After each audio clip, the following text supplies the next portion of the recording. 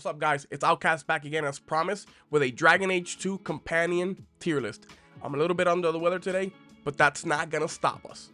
Just like before, we're gonna be ranking them from S tier all the way down to F tier based on overall likability, personal story arc, and impact on the story as a whole. Now, if you're interested in the Dragon Age Origins companion tier list, click in the link below, that way you can catch up. Just like before, I'll only be doing characters that show up in the mainline games, no characters that show up in expansion passes such as Talus in this case. Now for characters that show up in multiple games, I'll be ranking them based on either their first appearance or where they made the first impact. For example, a character like Cullen that technically shows up in Dragon Age Origins, I'll be ranking him in the Inquisition video. Now, without further ado, let's get straight into the video. Now first up, we have Bethany. Gamlen couldn't have just sold himself and saved us all the trouble. Can you just imagine him sweeping and scrubbing for some Tevinter matriarch?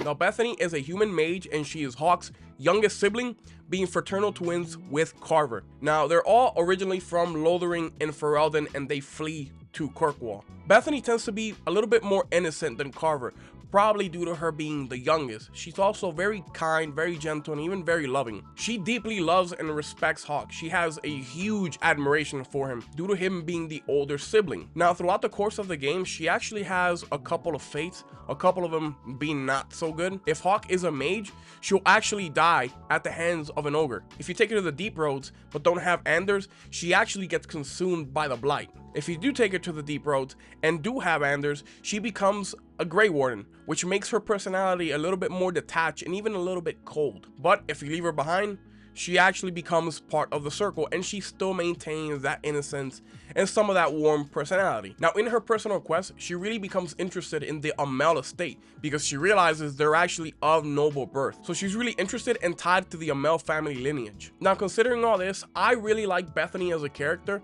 I feel she's really well developed. She's like the perfect foil for Carver and even Hawke at some points because sometimes she tends to be the moral voice of the group.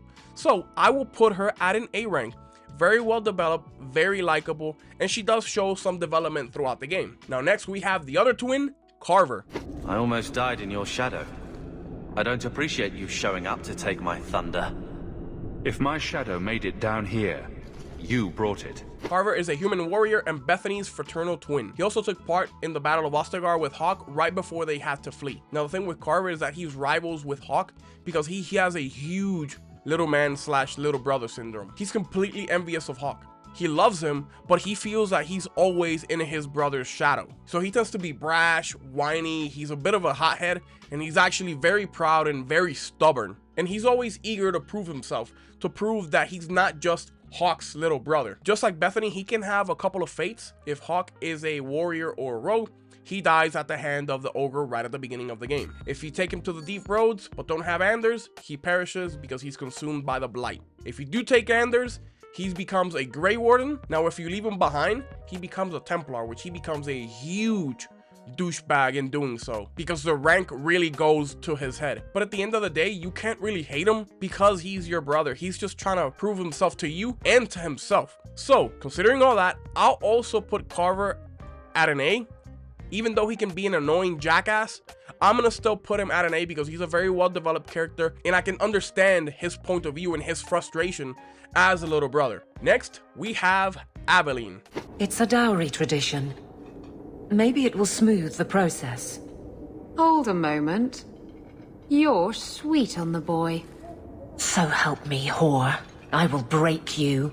She is a human sword and shield warrior, and like most of these characters, she has a complicated backstory. His father was an exiled and disgraced chevalier. She's also a former Ferelden army soldier who also fought at the Battle of Ostagar, and her husband Wesley is a Templar who dies consumed by the blight at the beginning of the game. So she is technically a widow. She has very high honor and is morally driven. She's usually the voice of morality in the group, and because of this, she is straight as an arrow, especially once she becomes a guard captain. However, her loyalty to her friends is unmatched.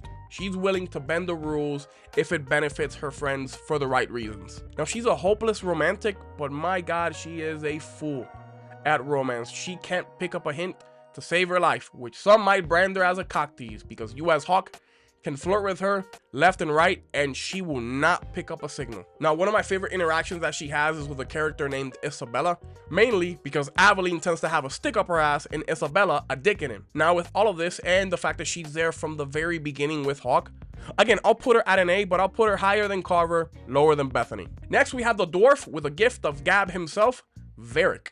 Oh, but the hanged man is so filthy. It is filthy.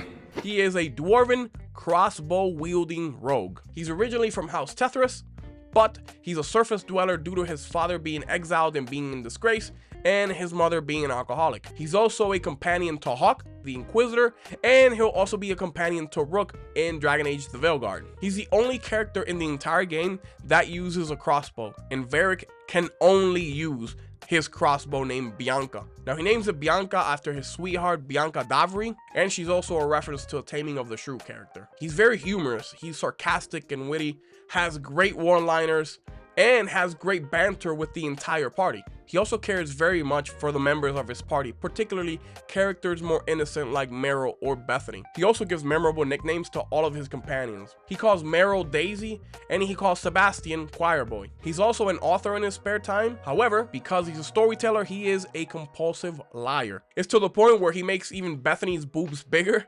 in the Dragon Age 2 intro tutorial. Now, throughout the series, he has a phenomenal story and character arc. In Dragon Age 2, his personal story deals with the betrayal of his brother, and he really moves up in the world. He goes from being a member of the Merchants Guild to having his own spy network, and even being Viscount of Kirkwall, as we find out in the Trespasser DLC. So considering all of this, Varric has to be one of the greatest characters ever written. So for me, he goes straight into the S tier. Next, we have Anders. No!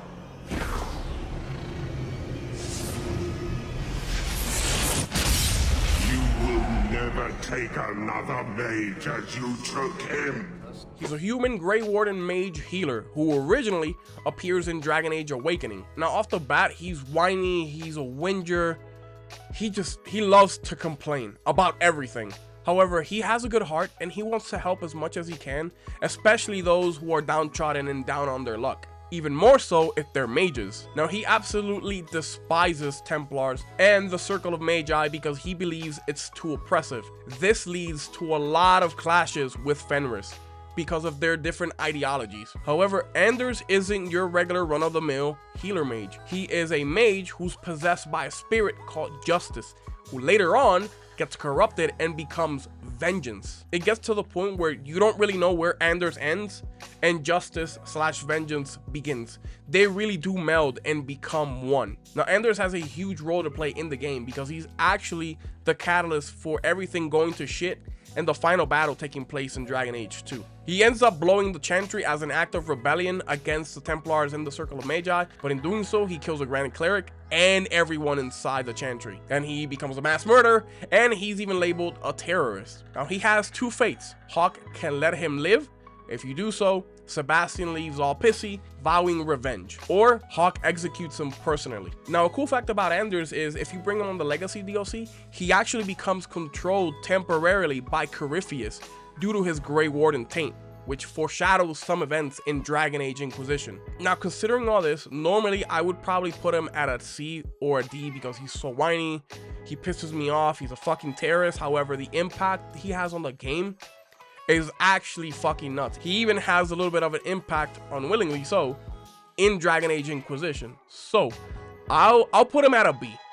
Honestly, I wanted to put him lower, but his impact in the game is pretty enormous. Next, we have Fenris. And I enjoy a man willing to speak his mind.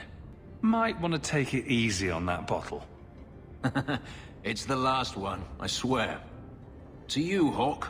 A finer mage I have never met. Now, Fenris is the broody, bitter, elven warrior who was formerly a Tevinter slave. Now, what makes Fenris unique is that he has these lyrium markings etched or burned onto his skin, which gives him very unnatural abilities, and it's actually even connected to the Fade, which is kind of ironic because he hates all mages due to his mistreatment by the Tevinter Magisters. Now, because of his background as a slave, he's actually illiterate, but he knows 3 languages: Common Tongue, Tavine, and Kunlat, as he shows by having interactions in Kunlat with the Arishok. Now with Fenris, he's a little bit of an unreliable narrator in the beginning because his memory was wiped after he got his markings. He has a sister named Verania who's also a mage, and tells him that his original name is actually Leto. Fenris, or Little Wolf, was the name given to him by his slave master. Now the craziest part is that he believes that the markings on his skin were actually forced on, when in reality, he actually fought for those markings in order to gain his family's freedom. With all that said, Fenris is a deeply layered character. Yes, he can be annoying, he can be a little bit grating sometimes, especially when it comes to his hatred of the mages. It's borderline hypocritical considering his sister's a mage and he has mage-ish powers. However, you kind of gotta feel for him, you know what I mean? His background wasn't exactly the happiest. So I'll put him at an A, and I'll put him above Aveline, but lower than Bethany. He's a solid character. Now from one elf, we go to another. Next, we have Merrill. That was a summoning. That takes blood magic. Are you crazy? Yes, it was blood magic, but I know what I'm doing. The spirit helped us, didn't it? Now, Merrill is a Dalish elven mage who actually shows up in the Dalish elf origin in Dragon Age Origins. She's Keeper Marathari's first, which means she's next in line in leadership. However, she is absolutely obsessed with Illuvians and the lost Dalish culture. They're magical elven mirrors that she wants to recover and restore in order to recover that long lost ancient elven history. What's crazy is that in Dragon Age Origins, she actually loses her friend Tamlin to the Illuvian. He disappears and then ends up coming back corrupted. So you'd think she would learn to not mess with shit that she doesn't know anything about. But no, she decides to keep a shard of that Illuvian to cleanse it. What does she cleanse it with? Blood magic, of all things. Why blood magic? Because she doesn't have enough lyrium to properly cleanse it. So she decides to enlist the help of a demon to help her cleanse something.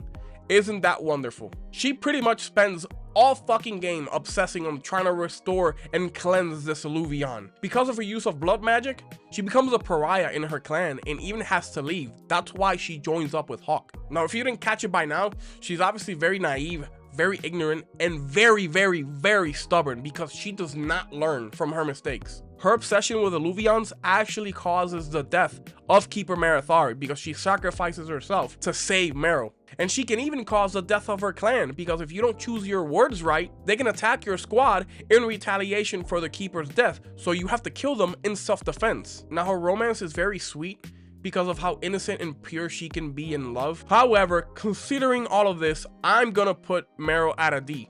This might not be a popular opinion, I understand, especially for you Merrill stands out there, but had it not been for her romance, I would put her at an F, because everything that happens to her, she essentially causes. Next, we have the Ravani pirate, Isabela. I know what I said, and I know why I said it. You were right. I wasn't afraid of love. I was afraid of being loved. Now, she originally appears in Dragon Age Origins. Now, fun fact, her and Zevran are the only characters that can sleep with both the Warden and Hawk. Now, she has a fucked up backstory. Isabela isn't even her name. That's just a nickname that was given to her by her first captain. Her name is actually Naish or Naishe. I don't know how you pronounce it. I'm sorry if I butchered that. Her mother was a madam who was a swindler and a thief before she converted to the Qun. Now, because Isabela refused to convert, her mother sold her off to an Antivan crow named Luis. Now, this marriage was very loveless and she was treated pretty much as his plaything, foreshadowing her commitment and even intimacy issues later down the line. Now, her husband was killed by Zevran, another Antivan crow. However, she didn't arrange for this assassination to happen, but she fled, took her husband's ship called the Siren's Call, and became a pirate captain herself. Now, because of her trauma, she becomes very sexual and very promiscuous. Her promiscuity is actually a running joke throughout the entire game. Now, again, because of her trauma, she doesn't like showing her emotions, and she doesn't deal with tough, serious emotional subjects very well. So she uses humor to cope with all of it. Now, throughout the romance, Hawk is essentially showing her that it's okay to let down your walls. It's okay to be vulnerable. It's okay to love again. Now, although a pirate smuggler, she does have some morals as she refuses to partake in human trafficking. She actually frees about 200 refugees from her boat. Now, due to being a pirate smuggler, she's the reason why the Arishok and the Qunari stay in Kirkwall for longer than they need to. Why? She actually stole the Tome of Kazlun, which is like equivalent to the Bible or the Quran for the Qun. This is the reason why both her and the Qunari end up being shipwrecked in Kirkwall, and it sets the stage for Act 2 of the game. Now, of course, because I romanced her, I'm going to be incredibly fucking biased. She's a great character. She has more layers than an onion, so I'm gonna put her in S tier. And it may not be a popular opinion, but I'm still gonna put her lower than Varric because Varric is the best. Now, lastly, we have Sebastian. Andraste said the Maker is king in the heavens, but it is the kings of Thedas who must recreate his worldly glory. Now, Sebastian is actually a DLC character, but since he's injected into the main campaign, that's why I included him in this ranking. He's a longbow wielding rogue who's a former Starkhaven royal family member, but he is exiled due to his vices, and he actually becomes a Chantry brother, hence the nickname Choir Boy. After being sent to the Chantry, he is forced to come back into family politics after his entire family line has been murdered. Because he's a Chantry brother, he is very religious, but religious to the point where it's fucking annoying, because he has a holier than thou attitude the entire game because he is a religious person. Now, his attitude can vary depending on his relationship with Hawke. If he's a friend, he's definitely much more calm and compassionate.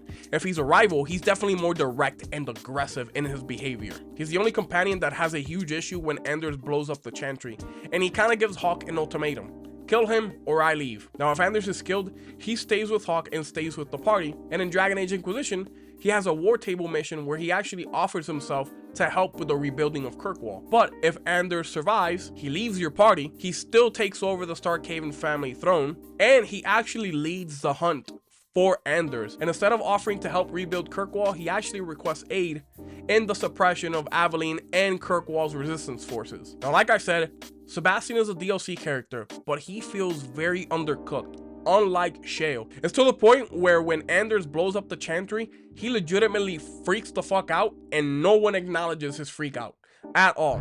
Elfina, no! Make her, no! She was your most faithful, your most beloved.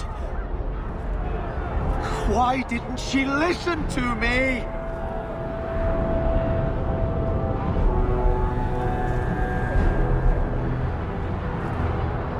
Blessed be the souls of the faithful that they ascend to your right hand. Why? Why would you do such a thing? He just has random ass lines of commentary. No one really acknowledges him. You can tell that he was just thrown in, and he really doesn't have a whole lot of impact in the game. Unlike Shale, that although she was a DLC character, she gets ingrained into the game very well. Now, because of this and his character not being very interesting or even likable at certain points, I'm gonna put him at an F. Honestly, they could have done a lot better with him. It's not really his fault or the voice actor's fault. The fault really lies on the bad writing and the way they put him into the game. And that, ladies and gentlemen, is the ultimate, definitive, 100% legit Dragon Age 2 companion tier list. We had a more varied sort this time around. 2 S's, 4 A's, 1 B, 1 D, and then 1 F. No C's. It was the type of list that shows they're either great or they fucking suck. Considering the 18-month development cycle, they made some really good fucking characters. Now, I hope that you guys enjoyed this tier list. Stay tuned because there's another one coming. I will be doing a Dragon Age Inquisition companion tier list as well. So stay tuned for that. Now, as always, don't forget to like, share, and subscribe. Let me know down in the comments what you thought. Did you like the list? Did you think it sucked? Did you disagree with my opinions? Did you agree with them? Let me know. I'm always down to hear your comments. And as always, I hope you guys have a great day, and we shall see you in the next one. Bye, guys.